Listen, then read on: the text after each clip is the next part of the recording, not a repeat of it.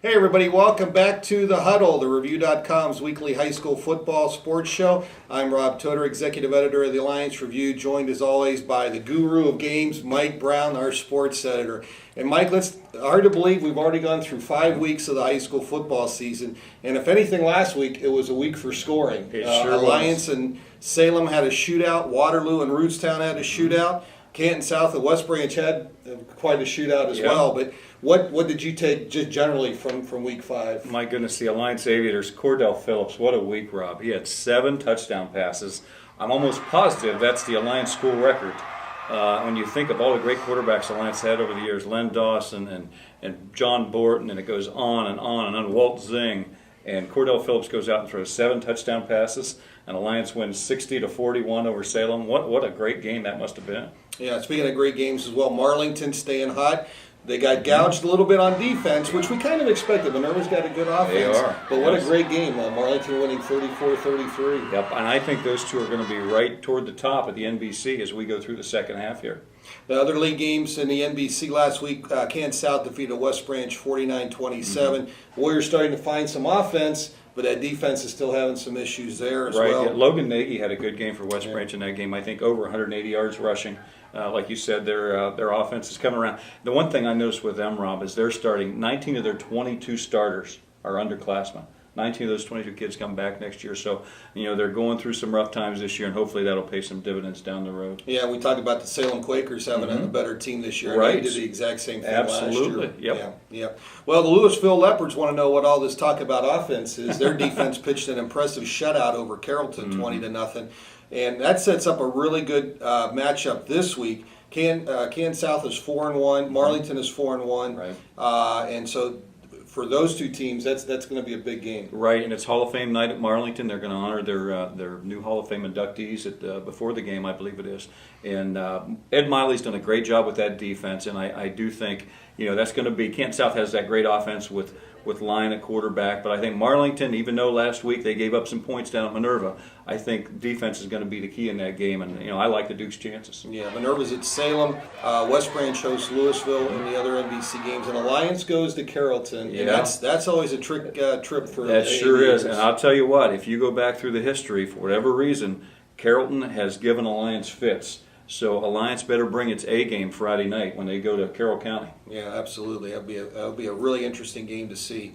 In the ITCL, Western Reserve keeps rolling along. They're ranked number 2 in this week's AP poll.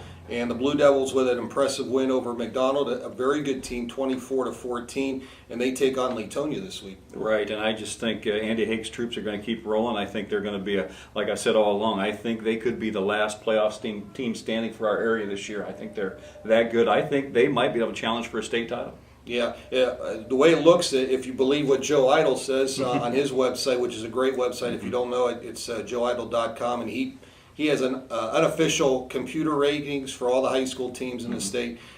Pretty much, according to him, Western Reserve maybe one more win, and they've pretty much wrapped up a playoff spot. Right. That's how dominant they've been so far this year. So, also in the ITCL Tier 2, Sebring had a tough game. They're now 0-2 in the league. They lose to Mineral Ridge 34-14. And they face Jackson Milton this week. Those two teams matched 2-3 overall records, 0-2 in the league. So something's got to give. But for once, Sebring has a little bit of a breather on their schedule. Right. I think that's going to be a good game. And Scott Springer, the Sebring coach, was pleased. Even though they lost last week, he was pleased with the improvement of the Trojans. And I think they've got a good shot Friday night at Jackson Milton. Yeah, they've definitely been competitive this year. They just had a really tough 3-week stretch there with VASJ in week 3, and then, of course, Middle Ridge last week. So in the upper tier, United is 2-3. Surprising. They're a veteran team, and they're 2-3 in the first half of the season, and it doesn't get any easier because they take on the South Range Raiders, who are back to where they were 3 or 4 years ago, undefeated and on top of the ITCL. Right, and I know Mike Ward thought they were going to be a playoff team this year. He had so many kids coming back at United, and to see them 2-3 after the first 5 games is a stunner to me. And I still think they're a quality football team. They have to get by this week, and then I think those last 4 games are winnable games for them. But they'll have to take care of business. Yeah. Portage Trail Conference, Southeast of Waterloo, renew their rivalry in Week 6. The Pirates, surprisingly, as well, 2-3, and 0-2 in the league. Waterloo's 2-3 also, but they're 2-0 in the league. So this is definitely Waterloo's toughest test of the Right. PTC season so far. That's going to be a good matchup as well. And we got to talk about St. Thomas. They keep rolling along. A big win over Akron North last week, 42-7. And they travel to Youngstown Christian. That game's going to be on the turf over at Poland. And that's a tough matchup. Youngstown Christian is 1-3, but this was a team that went deep in the playoffs last year. Yeah. And they've got a D1 prospect for a Division 7 school. They've got an NCAA Division 1 prospect on their offensive line. So that's going to be a tough matchup. Yeah, for it the will Knights. be. I tell you what, I like St. Thomas' chances again this year, though. They dropped to Division 6 with a new 7 division format. They dropped to 6, and things look really good for them to make the playoffs this year. So they just need to win probably, I would think, 3 of their last 5 or maybe 4 of their last 5 games. They're going to be a playoff team. Yeah, and they can make some hay in that Division they sure 6, can. like you said. So, well, we want to remind you of a couple contests, the Gridiron Guesswork, and that's the contest that Mike and I participate in along with the other members of the sports staff. Mike, who's winning the Gridiron Guesswork after week 1? That would be me. Okay, who won it last year, Mike? That would be you. That would be me. Okay, but you can play also and win some great weekly prizes on our Pigskin Picks contest that's in the Alliance Review every week.